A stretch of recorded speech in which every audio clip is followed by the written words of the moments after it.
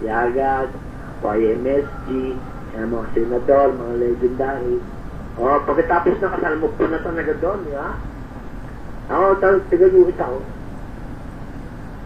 Tiga-US ako doon. Pauwi ko lang ng Pilipinas noong September. Balik ko lang nung last month. Ano yan? Uwi ako after pagkatapos ng Pasko ko uwi. Hindi ako pinyagan pagkatapos ng Pasko. Ako kasal. Nako, maniwala ka sa kasal. December na uwi. Oo.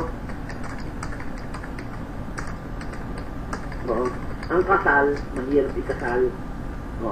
Pagka minasal, hindi mo na magagawa yung gusto mo. Hindi ka na makapambabae.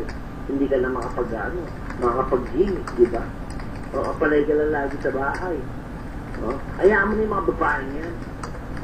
Diyan na lang muna sa isang tabihan. Oo nga! Kaya, sige nga, ikaw ba nakakapag-awal ka pa? Hindi na, no? Oo nga, kasi mga babae ganyan, mahigpit yan. Pag kayo ng dalawa, wala. Bawal yung ganito, bawal yung ganyan. Di ba? Maraming bawal.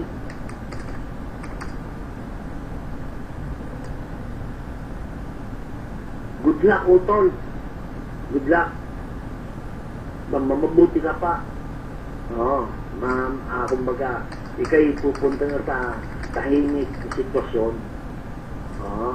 Samantalang kami, ito magulo pa rin. Hindi makahanap ng totoong babae. Kasi mga babae ngayon wala Yung mga babae ngayon, ewan? Ewan ng mga babae ngayon. Maraming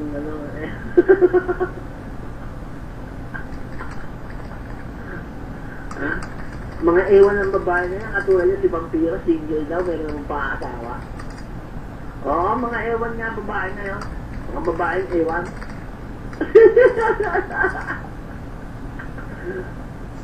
Ako basta ako, single ako. Marami nang sasabi na wala lang yung mga boyfriend. Single daw. Meron mong parang asawa, loko din.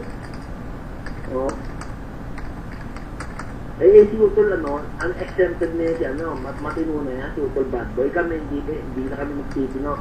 Kasi mga babae yan ang mga reason, ba't hindi kami nagtitino, nagpakaloko kami. Yan naman kasi yung mga manluloko.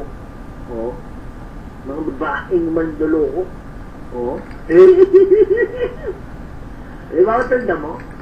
Nagpapasakit sa mga ulo ng mga lalaki. Nagpakatinunat lahat, lolo pa kami.